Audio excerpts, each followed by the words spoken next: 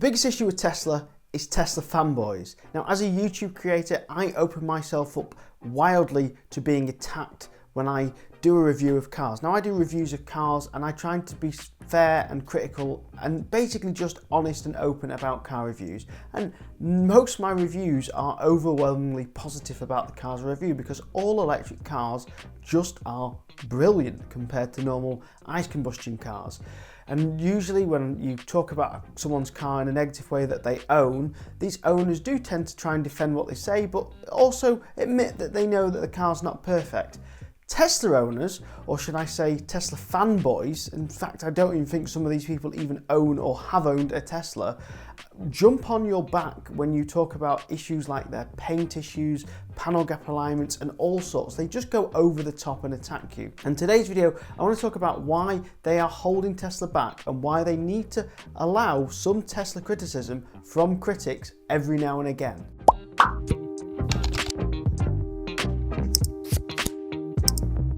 Now, it's worth pointing out, I quite regularly drive a Model 3 Tesla for work. We have a work demo Model 3 Performance, and we made a conscious decision to buy a Tesla Model 3 for work as our demo vehicle. We weren't forced to buy it, we decided to make a conscious decision to make that our company demo unit. I have also purchased several Teslas new for our customers and purchased several used Teslas for our customers. So when I made a video about the Tesla Model 3 that I bought for one of my customers, talking about the poor paint quality on it and various build issues, and got attacked and called a liar in the video that I made these issues up, I found it insulting, and then found it even more insulting that they tried to tell me, oh, you just had the one bad Tesla.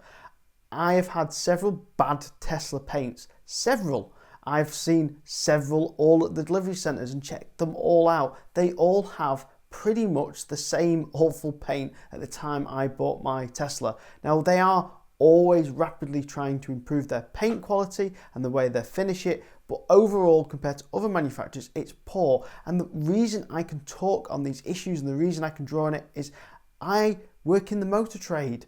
My job is buying and selling vehicles. I have bought and sold more vehicles than most people will ever have hot dinners. That's my job, it's my livelihood, it is what I do. And because of that, I know what I should expect from a manufacturer. So when I talk about my poor experience with my Tesla paint and poor experience with Tesla customer service, I know what's expected in my trade. In fact, when people tell me that I don't know how to check a car over properly or I'm looking for faults that aren't there, it feels like I'm talking to someone with Stockholm Syndrome. Wake up from Church Elon. Church Elon is brilliant, and Elon is a phenomenal person who has probably accelerated the drive to electric cars more than anyone else.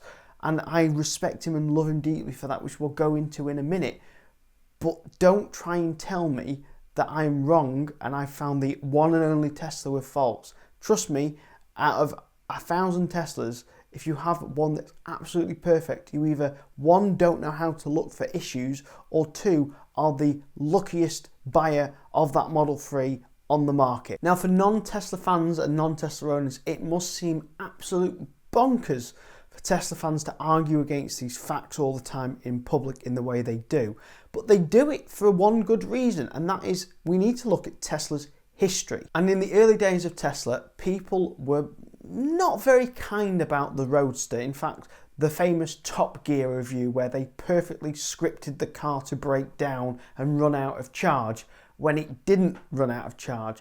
People have always been very sort of negative of Tesla, and it's one of the largest shorted stocks on the American stock market ever.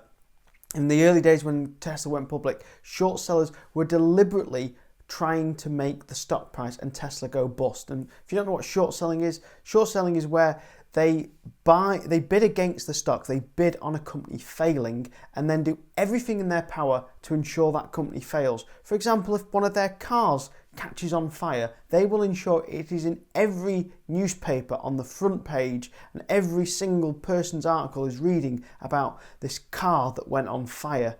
Because you never hear about petrol cars catching alight, but you always hear about Tesla's catching the light. And that is just because of the way short sellers were deliberately trying to make money by making Tesla fail. And this is where you bred the breeding ground of Tesla fanboys. They were loyalists to the brand, the identity, the fact that Tesla and Elon wanted to save the planet, and they all literally got on board to stop the shorts from winning, buying Tesla stocks and keeping Tesla stocks long term to ensure that the company's stock price couldn't be fluctuated as much as it normally did. And they just kept buying and buying more stock.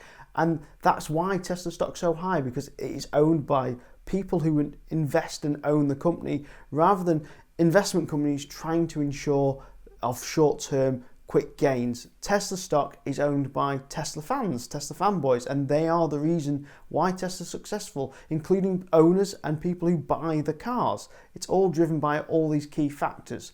And it's worth remembering that Tesla is currently the most valuable car company on the planet. So a lot of these short sellers, their money was made during big oil.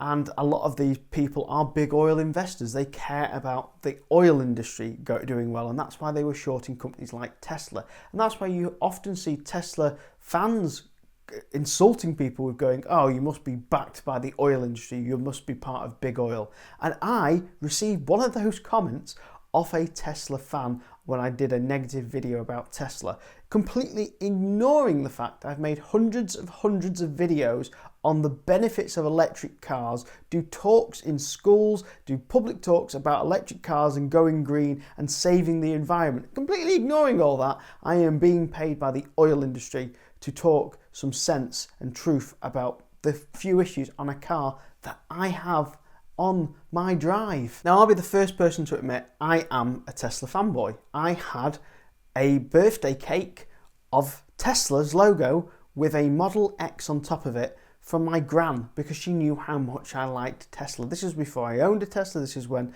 basically the Roadster started existing. I never stopped talking about I wanted to own a Tesla one day. I never stopped talking about it. And that's how much of a Tesla fan I am.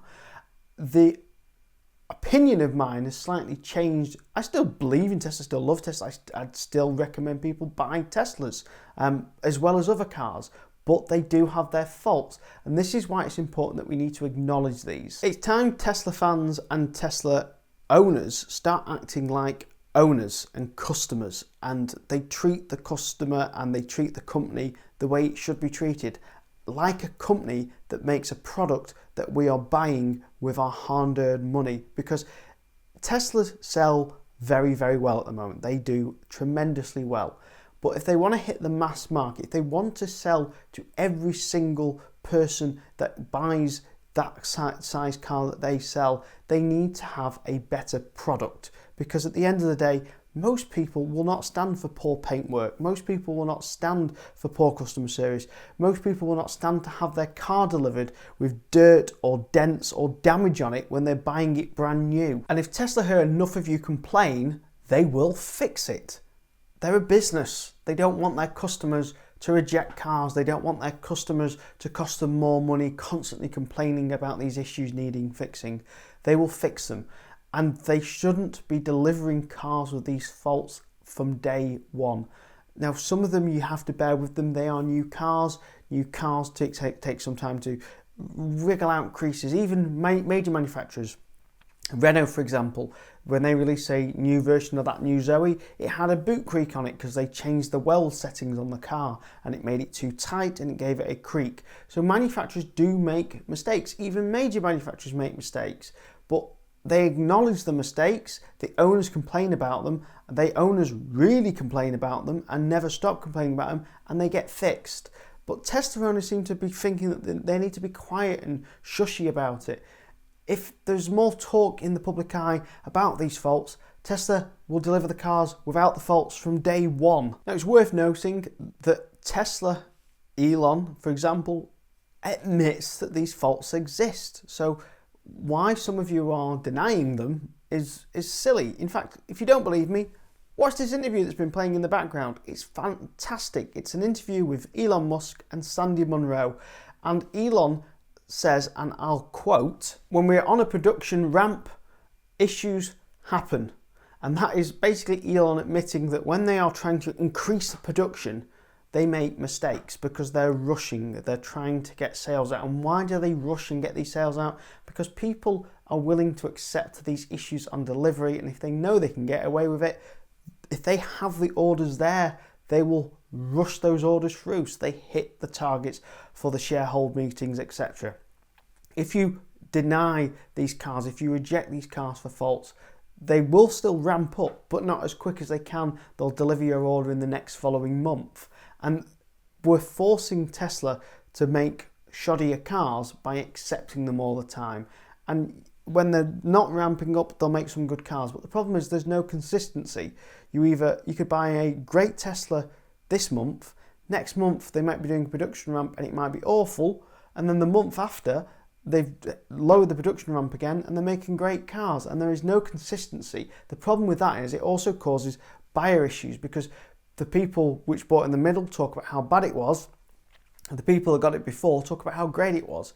We need consistency across the board. They can still do production ramps, they can still make these massive production jump ups, but they need to make them slower and do them across more factories. Now, hopefully with Berlin, China, Texas, all these new factories coming online for Tesla, production ramps shouldn't be so much of an issue because they'll be able to be spread out across several sites, so we should get consistent built cars. So if you're a Tesla fan, the best thing you can do is carry on doing what you're doing, carry on defending the company on certain issues, carry on ensuring that people stay factual to things that happen that are not true about Tesla. They don't blow up, they don't catch fire, the batteries don't break after 5 minutes, they can charge very fast, they've got one of the best supercharging networks, they've got one of the best DC fast charging networks of any company. They have some of the best motors that Sandy Munro, a guy who literally takes apart cars, commenting on how wonderful they are. They've got some fantastic products coming. They've got the most comfiest seats of any car I've ever sat in, ever. Talk about all the great stuff that they do and correct people. But when people say that they've got a badly built Tesla, don't call them a liar. They obviously have. Don't call them a liar. Elon admitted it. Elon admits that they make some bad cars sometimes. They rush things. They don't let the paint dry properly. Just let people be honest and stop people from lying about the car company. But people will have issues. Thank you very much for watching this week's video. Don't forget to give it a thumbs up. Don't forget to subscribe to the channel and check out my other videos. See you again next week. Goodbye.